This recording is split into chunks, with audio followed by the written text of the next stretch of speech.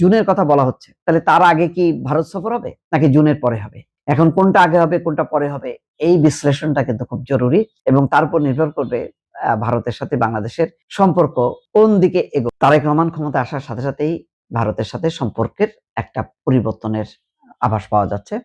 Visa সহজ হবে এবং খুব দ্রুতই মানে স্বাভাবিক যে ভিসা প্রক্রিয়া সেটি চালু হতে যাচ্ছে, তেমনটা পররাষ্ট্র প্রতিমন্ত্রী শামা ওবায়দও জানিয়েছেন। আর জুন মাসের মধ্যে প্রধানমন্ত্রী চীন সফরের সম্ভাবনার কথা বললেন পররাষ্ট্রমন্ত্রী ডক্টর খলিলুর রহমান।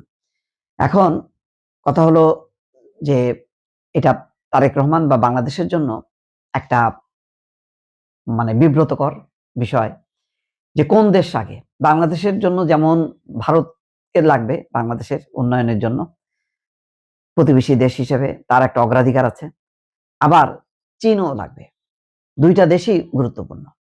ভারতের একটা মানে মানে ভারত একটা পরীক্ষা করে যে তার প্রতিবেশী দেশগুলো দক্ষিণ এশিয়ার মধ্যে যারা নির্বাচিত হয়, নির্বাচিত হওয়ার পর তারা প্রথম সফর করবেন ভারত, এমনটাই ভারত ধরে বসে থাকে।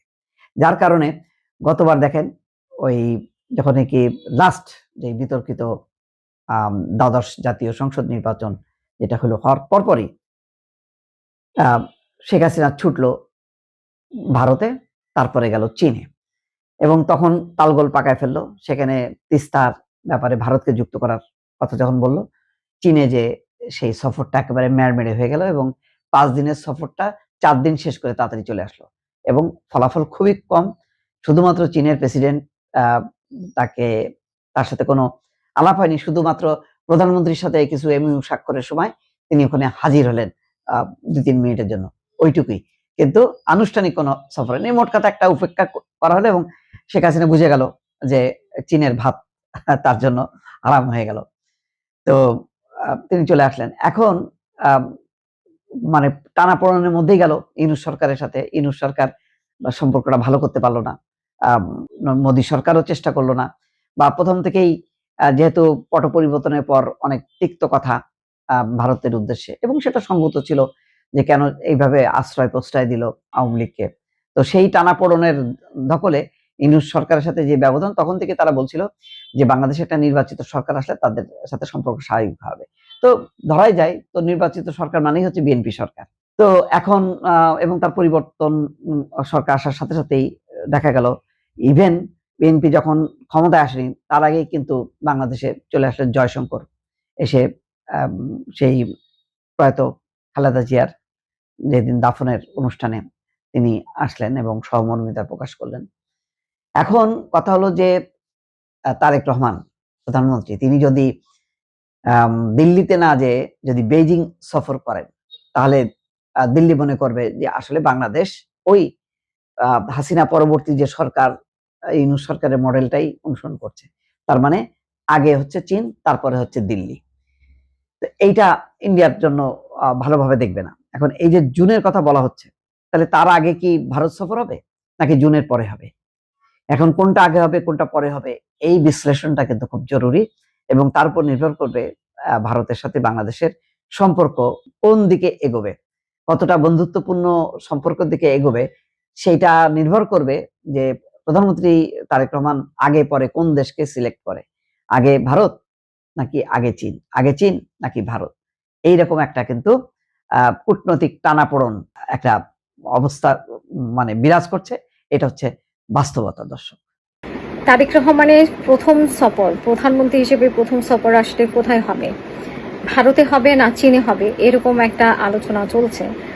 ভারতে আমরা ইতিমধ্যেই দেখেছি যে পররাষ্ট্রমন্ত্রী ডক্টর খলিলুর রহমান তিনিও ভারত এবং ভারতে গিয়েছেন, বেশ আলোচনাও হয়েছে কি নিয়ে। সেখানে আসলে তারেক রহমানের সফর নিয়ে কতটা আলোচনা হয়েছে সেটা আমরা বিস্তারিত জানি না, কারণ এখানে একটা খুবই জটিল একটা পরিস্থিতি। সেখানে আছে আওয়ামী লীগ সরকার, যে আওয়ামী লীগ সরকারের সরাসরি সাপোর্ট করেছে ভারত এবং আশ্রয় দিয়েছে। সেখানে এখন তারেক রহমানকে কিভাবে গ্রহণ করবে? আবার আরেকটি বিষয় যে তারেক রহমান আসতে পারছিলেন না বাংলাদেশে, কাদের মানে আদেশে বা কাদের নির্দেশে বা কাদের ইশারায় তাকে আসতে দেওয়া হচ্ছিল না, এরকম একটা টেকনিক্যাল শব্দ তিনি তার স্ট্যাটাসে ব্যবহার করেছেন।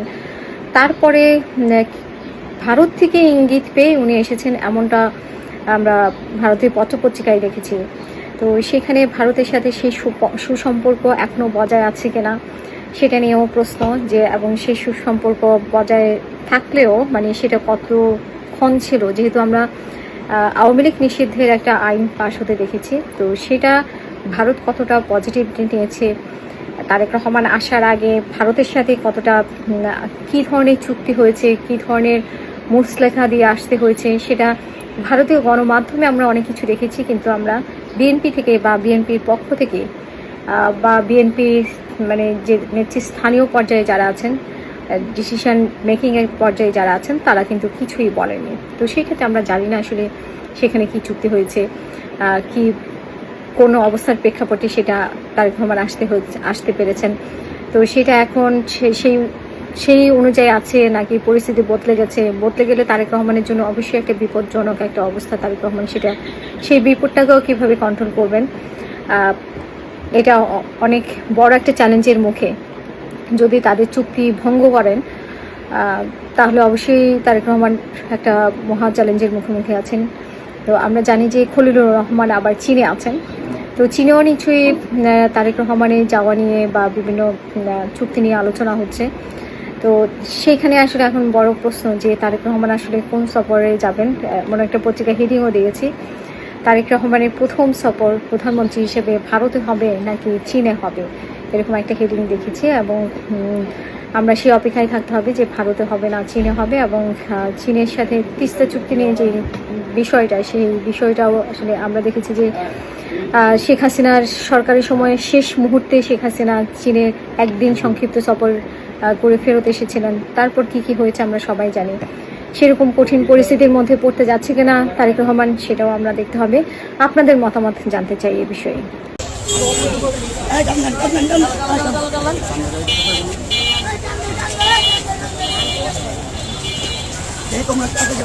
अरे जाओ ना ताड़ाताड़ी भाई भाई आजकल कैमरा बंद करो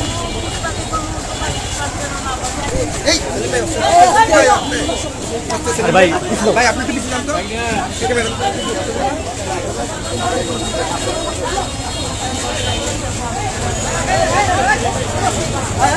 देखो